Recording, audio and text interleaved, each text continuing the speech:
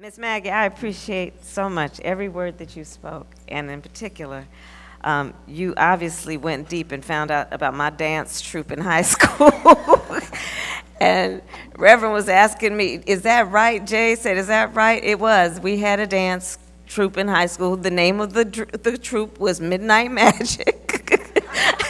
And we made all of our costumes in my house. And we thought we were something. Greetings, Charleston NAACP, Miss Scott, Miss Dot Scott. I cannot thank you enough. You and I got together back in February, and you gave me such words of wisdom and counsel and encouragement. You told me about this dinner tonight, and I made a commitment to you that I would be here, and here we are these many months later. But I cannot thank you and everybody in this room for all of your leadership and all that you have done for so long. To the electeds, Mr. Mayor, to my friend J.A., to so many here, I want to thank you for all that you do and for the honor of inviting me to join you this evening at the 102nd anniversary of this, the oldest chapter of the NAACP. I know we're supposed to say NAACP and no longer NAACP of South Carolina. I'm honored to be with you, and thank you. Thank you.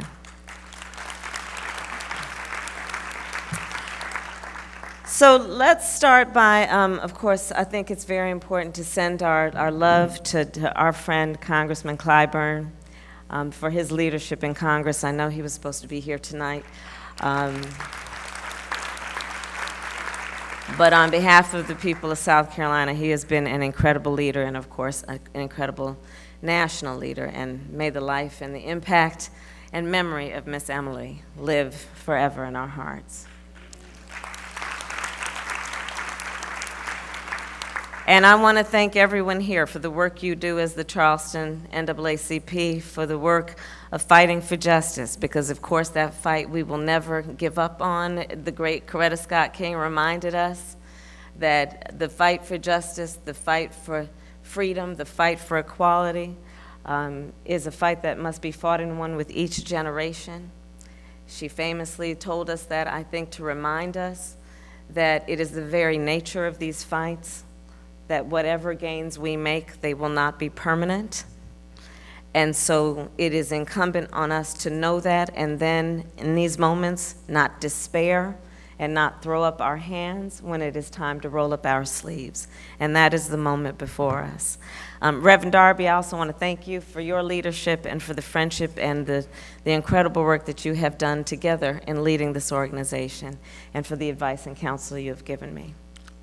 So I know what everyone in this room knows, which is that we know that Charleston and the state of South Carolina and this country would not be what it is today without the fight and the work of this chapter of the NAACP. For more than 100 years, that's right, for more than 100 years, you have marched and organized to demand change. You have bust down doors, and when they wouldn't give you a seat at the table, you brought your own table and chairs. You have always understood the urgency of the moment, and that every day in the life of someone being denied justice is a very long day. And let's be clear, the founders of this chapter wasted no time getting started. They knew there was no better time than the present. One of the first petition campaigns this chapter ever ran was to defeat a prohibition on the hiring of black teachers to teach in black schools. And of course, we know this chapter won that fight right out of the gate. And what we know even today is that if a black child has a black teacher before the end of third grade, they are 13% more likely to go to college. If a black child has had 2 black teachers before the end of third grade, they are 32% more likely to go to college. So needless to say, those visionaries knew that what we are still trying to do today is convince people that there are few things more powerful than a rich supply of black, bright, energetic teachers who are in our babies' lives and showing them their potential and all that they can do. And make no mistake, many of us would not be standing where we do today were it not for those trailblazers. Just think of how many children were enriched in the decades that followed. That's the power of bold community action. It can reverberate through the ages to power righteous rooms like this, to urge our continued action and even energize the occasional candidate for president who stands to bask in your wisdom.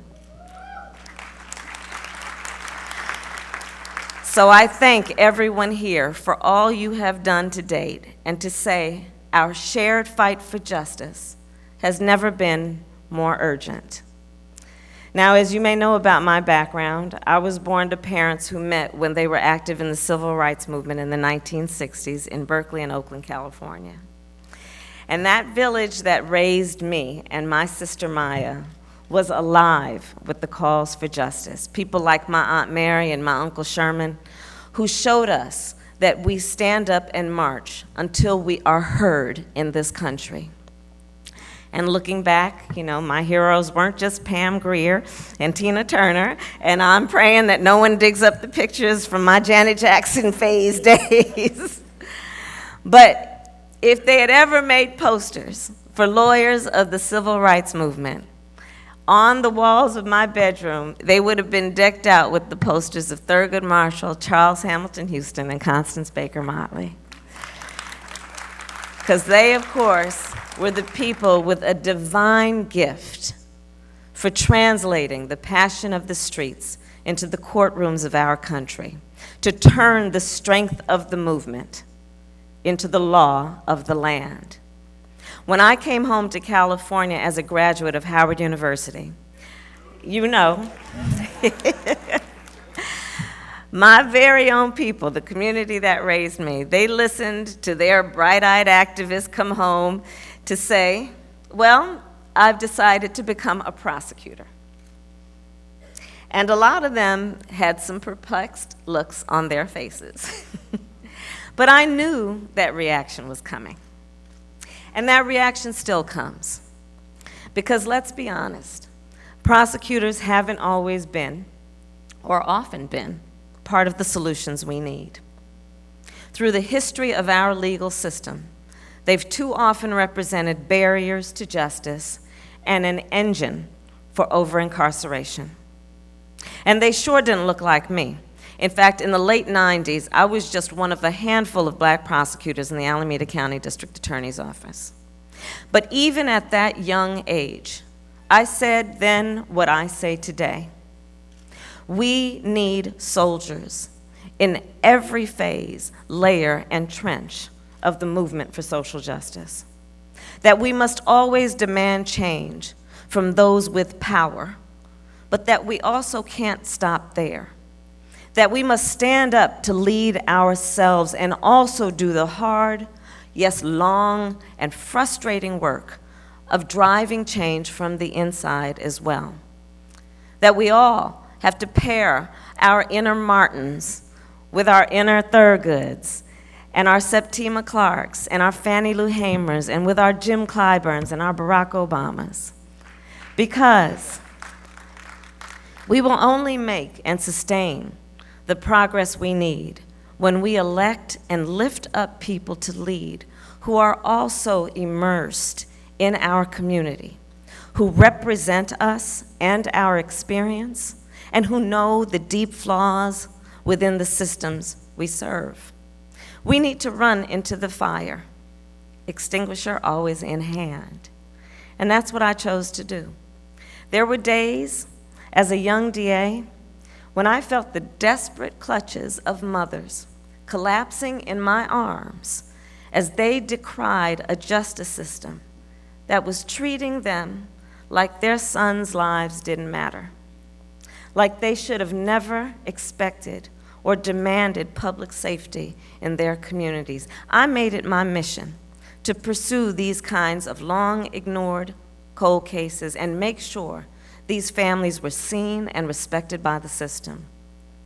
Also, as a DA, I demanded that we put a new focus on rehabilitation instead of mass incarceration, that we create what we eventually did as one of the first in the nation, re-entry initiatives where I was elected DA in San Francisco, that got jobs for young people arrested for drug sales and dropped the charges instead of giving them jail time. Because for many of them, this appeared to be the only path of economic opportunity. They were not hardened criminals, and they did not deserve to be locked up. They were our future and should always be recognized for their capacity and recognized for our capacity to lift them up. And I'll never forget the faces of the young people who went through that program, standing there in their graduation robes, their names to be called, and for many of them, for the first time in their lives, to have people they didn't know applaud them. And we can never forget what that means. And we can never forget how many people have lived a life where no one has applauded them. And what that can do to reinforce what we all know in terms of our capacity and our righteous dignity and all that we can do in terms of living a life of service and living a life that is productive. And so to feel the respect of their loved ones and peers wash over them and their dignity recognized was what we saw when we did that work. And you have never seen wider smiles or deeper dimples than on one of those graduation days. So I say all that to say, we have to shift the culture and incentives of law enforcement across the board to stop it from drawing pride simply from prosecution records and how tough you seem on crime. We need to gauge effectiveness by the number of young people we help avoid the system or turn their lives around. And we can do this across the country. And I know this. One of the reasons I am running for president and believe myself to be in a very unique position to help transform what we are doing as a nation in this broken criminal justice system is I know that system from the inside, and I know how we can transform these systems of punishment and harm to serve instead our young people and communities fairly and effectively, how we can promote public safety, prevent wrong turns, and promote healing with the right leadership and a tireless sense of urgency, understanding that if you truly want public safety, then invest in healthy communities, invest in the education of communities, invest in the ability of families to have affordable housing, invest in the entrepreneurs and the talent that exists in those communities. You want safe communities? I am telling you as someone who has personally prosecuted homicide cases, that's how you will get them. And to expect and to have a nation expect that law enforcement is the answer to safe communities is to be ignorant of the true price that communities are paying for generational neglect by a government that has not recognized the systemic racism that has created barriers to people having the opportunities they deserve and the ability to achieve the capacity that they possess. And so I say, in this room I know, and I know that we all understand the urgency. We understand the urgency for Walter Scott's family and too many others like them that have lost faith in the police and are sworn, who are sworn to serve and protect them. We all recognize the urgency for all young black people going to jail for nonviolent marijuana offenses while Silicon Valley and Wall Street investors are making millions of dollars in the cannabis industry. We all recognize the urgency for women who report sexual assaults only to have their rape kits untested for years on a dusty shelf. We all recognize the urgency for hundreds of thousands still locked up for low-level drug crimes while pharmaceutical company executives flood communities with opioids and walk off scot-free. And for a criminal justice system that treats being black and brown as probable cause, while it treats being president as a get-out-of-jail-free card.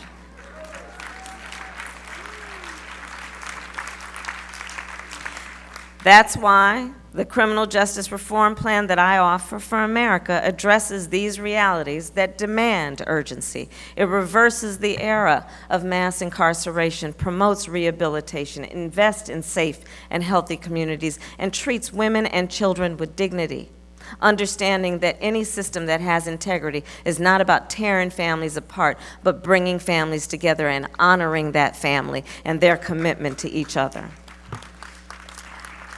At NAACP, we all know that the criminal justice system is not the only thing in our country that demands urgency from all of us in our fight for justice.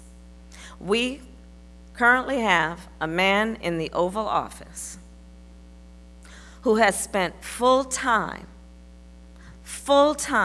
trying to divide our country, to stoke racial divisions and hate, which is resulting in a number of things, including just getting nothing done.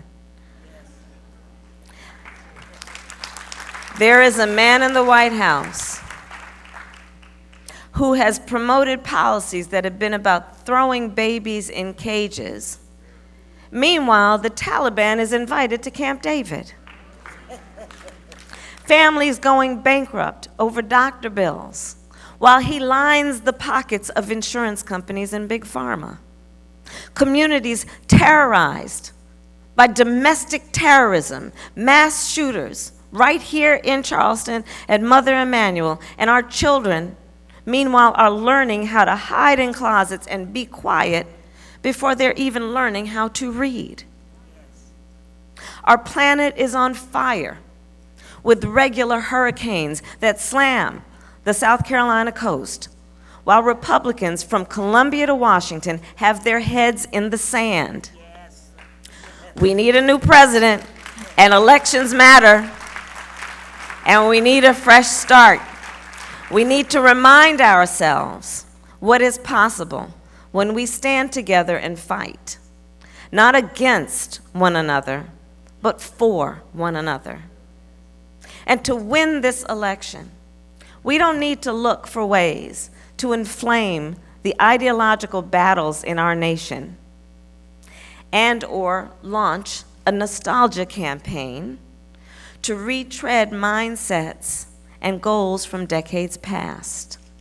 It's time to look in the mirror as a nation and look at who we are right now.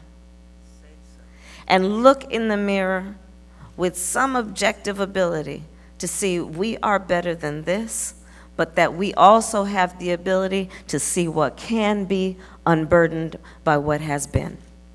And I believe then this is the time that we write the next chapter for our country based on what we believe in, the America we believe in, and what we know our faith tells us that we can believe in, because when we do, we know how to fight for it and we know how to achieve it. And I believe, and I have faith, that we can heal our country.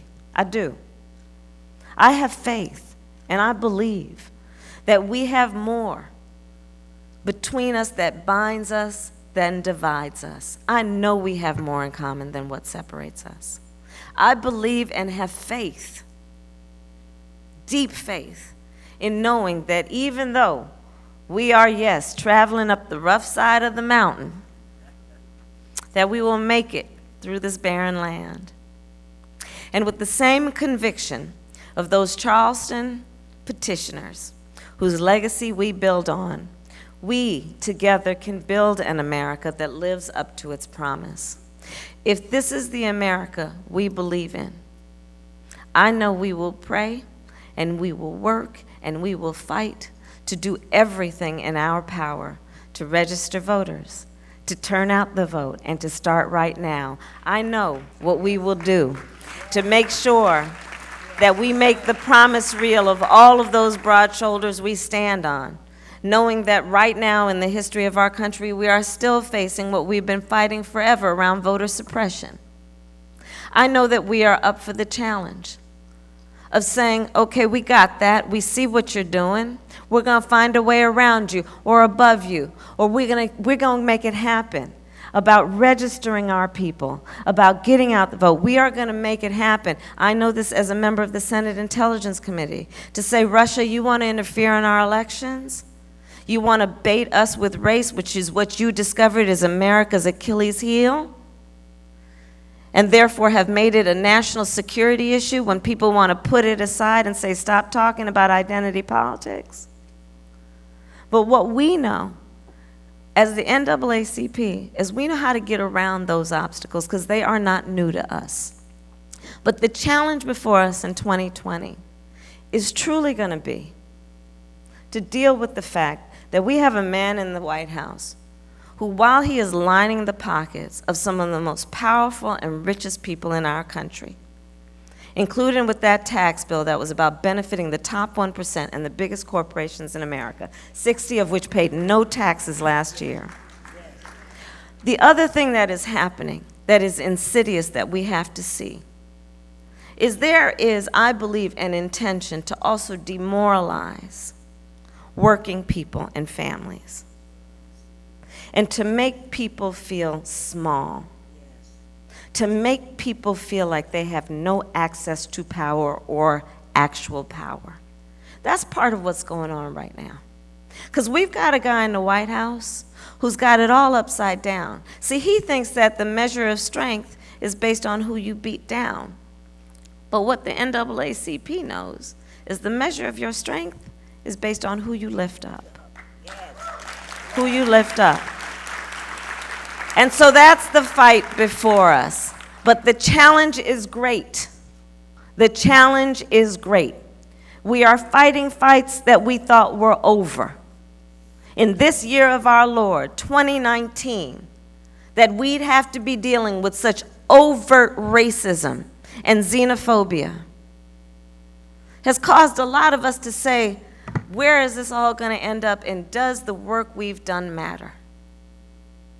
But I stand before you here as only the second black woman elected to the United States Senate and a serious and top-tier candidate for President of the United States. And I will tell you it does matter, and we will continue this fight, and we will stand on those broad shoulders knowing we are the generation they imagined to carry that banner. We've got that banner in our hands, and we will take it to the finish line, always in the name of justice. I thank you.